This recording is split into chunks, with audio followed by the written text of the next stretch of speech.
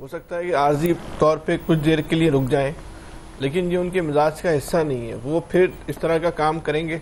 آج جو پاکستان نے اپنے موقف کا ادا کیا ہے وہ بڑے واضح طور پہ ان کو جو ہے نا پیغام دے دیا ہے نا۔ جو آج کی جو بات چیت ہے بنیادی طور پہ ریاست کا بالکل اسٹیٹ آف پاکستان کا پیغام ہے نا افغانستان کی حکومت کے نام، اگر تم دہشت گردوں کو پالو گے تو بہت پٹو گے۔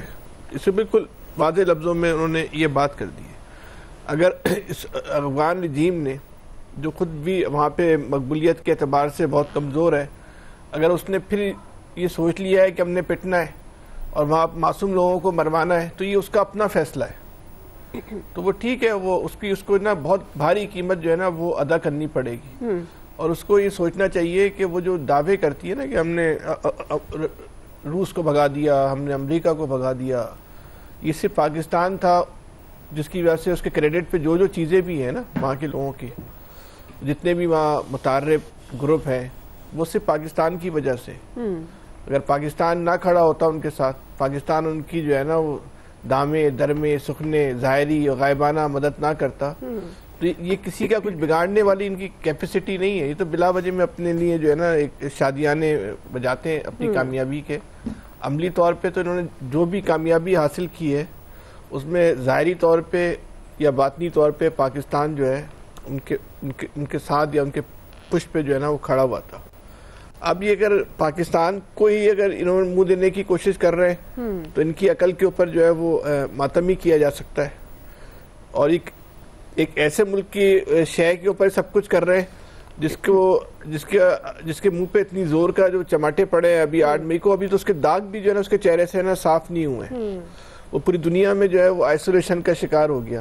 بدقسمتی دیکھیں کہ اگر اس کے ساتھ بھارت کے ساتھ دنیا میں ہمیں کوئی کھڑا ہوا نظر آ رہا ہے تو وہ افغانستان کھڑا ہوا نظر آ رہا ہے۔ تو یہ افغانستان کو سوچنا چاہیے کہ وہ استعمال ہو رہا ہے، اور بھارت اس کو بڑی بے رحمی کے ساتھ جو ہے نا وہ استعمال کر رہا ہے۔ جو ملک اپنا دفاع نہیں کر سکتا اس نے آپ کی کیا مدد کرنی ہے؟ تو آپ بہتر یہ ہے، آپ کا اپنا مفاد اسی میں ہے کہ ہوش کے ناخن لے لیں، اور ہوش کے ناخن نہیں لینا چاہتے تو یہ بھی آپ کی ہی ثواب دید ہے، آپ جو ہے نا وہ نہ لیں۔ تو آپ کے ساتھ کوئی پاکستان کی اگر کوئی جنگ ہوتی تو پاکستان کو کوئی مہنگی جنگ نہیں پڑے گی، آپ بہت آسانی کے ساتھ جو ہے نا آپ کو بہت بھاری قیمت ادا کرنی پڑ جائے گی۔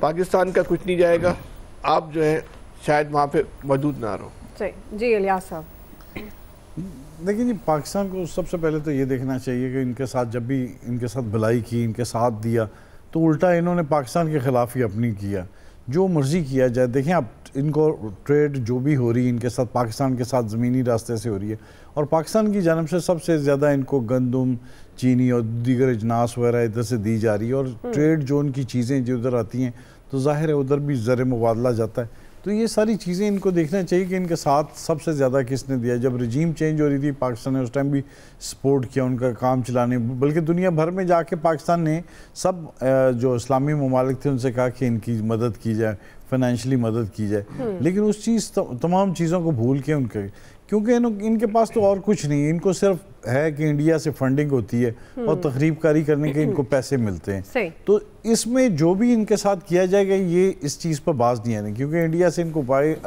پیسے ملیں گے اور یہ اپنی سرحد استعمال کرتے ہیں۔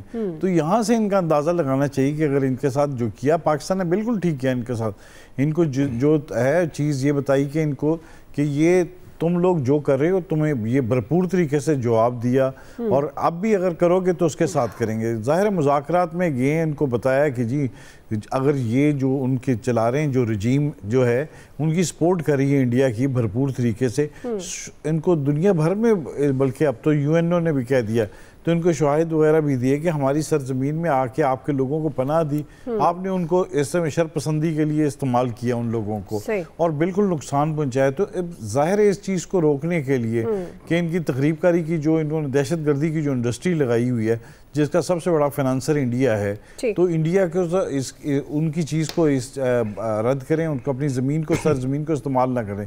ماضی میں بھی انہوں نے کھول کے ان کے سفارت خانے کھول کے اور دہشت گردی کو پروموٹ کیا، اور اب پھر کیا۔ پاکستان کو ان چیز پر اعتماد نہیں کرنا چاہیے، بلکہ جو دوست مداخلت کر رہے ہیں دوست ممالک ان سے یہ یقین دہانی کرانی چاہیے کہ یہ چیز مکمل طور پر بند کریں۔ اگر دیکھیں ان کی اکڑ شکڑ تو سب نکل گئی. ان کو پتا چلا کہ پاکستان نے آ کے ان کے علاقے میں آ کے دہشت گردوں کو جو ہیں جو ان کے اڈے تھے ان کو سب کو استعمال کیا ہے. تو اب بھی کوئی ایسا مسئلہ نہیں ہے. اب بھی پاکستان ان کو جو کہتا ہے تو ان کو بالکل بھرپور طریقے سے اپنے ملک میں ٹھیک کرنا چاہیے. اپنی سرحد کو اپنی زمین کو استعمال نہیں کرنا چاہیے. اگر بھارت کر رہا ہے تو بھارت کے ساتھ ان کو اور طریقے سے کریں. ان کے اگر دوستانہ ہے تو پھر ان کے ساتھ کریں, لیکن نہ آئندہ اگر کریں گے تو پھر پاکستان کی طرف سے بھرپور جواب ہے. صحیح ہے, پوائنٹ آپ کا آ گیا. ایک بریک لے رہے ہیں ناظرین, بریک سے واپس آئیں گے. 27ویں ترمیم کی بات گشت ہے. ہم سوال یہ اٹھا رہے ہیں کہ پاکستان پیپلز پارٹی حکومت کا ساتھ دے گی؟ رائے لیں گے بریک کے بعد. ویلکم بیک ناظرین. 26ویں آئینی ترمیم کی منظوری کے بعد سے 27ویں آئینی ترمیم کے متعلق خبریں پھیلنا شروع ہو گئی تھی, اور اب یہ لگ رہا ہے کہ اس کا حتمی فیصلہ ہو چکا ہے اور حکومت آئندہ چند دنوں میں اس کو پارلیمنٹ میں لانے کی تیاری کی ہے. کیونکہ سوشل میڈیا پر بلاول بھٹو زرداری نے جو ایک پیغام شیئر کیا ہے, انہوں نے یہ کہا ہے کہ وزیر اعظم کی سربراہی میں پی ایم ایل این کے وفد نے ان سے ملاقات کی ہے, صدر آصف علی زرداری سے بھی. اب دیکھتے ہیں کہ 6 نومبر کو central executive committee Pakistan Peoples Party کا ان کا اجلاس ہوگا, جس میں یہ فیصلہ ہوگا کہ وہ کیا کریں گے. اب کچھ خد و خال بھی انہوں نے اپنے ٹویٹر پہ ایکس اکاؤنٹ پر تفصیلات شیئر کی ہیں کہ کیا خد و خال ہوں گی 27ویں ترمیم کی. اسی سے متعلق ہمارا یہ سوال ہے. نوید صاحب, آپ سے آغاز کر رہی ہوں. کیا آپ کو لگتا ہے پاکستان پیپلز پارٹی کے پہلے بہت سارے تحفظات ایشوز گورنمنٹ کے ساتھ آ رہے ہیں, پی ایم ایل این کے ساتھ خاص طور پر, اب آپ کو کیا لگ رہا ہے 27ویں ترمیم کے حوالے سے جو خبریں ہیں کہ آنے کی تیاری ہے مکمل, پیپلز پارٹی حکومت کا ساتھ دے گی؟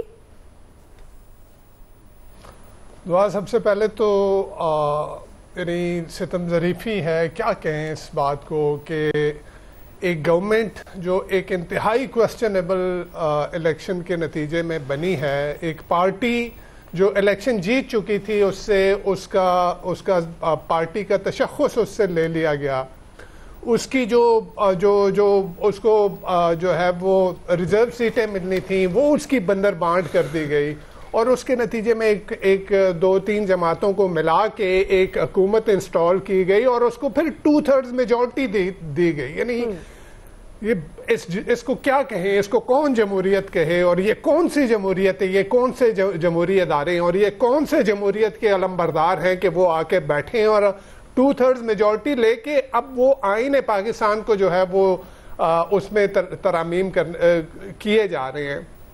اور یہ ترامیم کہاں سے ہو رہی ہیں, کون ڈکٹیٹ کر رہا ہے, یہ بھی سب کو پتہ ہے. یہ بھی ایک اوپن سیکرٹ ہے کہ کہاں سے آ رہی ہیں. 26ویں ترمیم کو ڈینائی کیا جا رہا تھا کہ جی نہیں کچھ نہیں آ رہا, اور پھر اینڈ میں آیا. یعنی ان کو خود جو کہ جنہوں نے ووٹنگ کرنی تھی ان کو نہیں تھا پتا کہ جی اس ترمیم کے اندر ہے کیا. جی اچھا, اور پھر ابھی 26ویں ترمیم کے خلاف بیسیوں جو ہیں وہ درخواستیں ابھی پڑی ہیں, اور جو ہے یہ 27ویں ترمیم لانے کی بات کی جا رہی ہے. اور جو آپ نے جو آپ کا بنیادی سوال کہ پیپلز پارٹی, تو پیپلز پارٹی کون ہے, نون لیگ کون ہے, میں نے کہا نا کہ جہاں سے آ رہی ہیں یہ امینڈمنٹس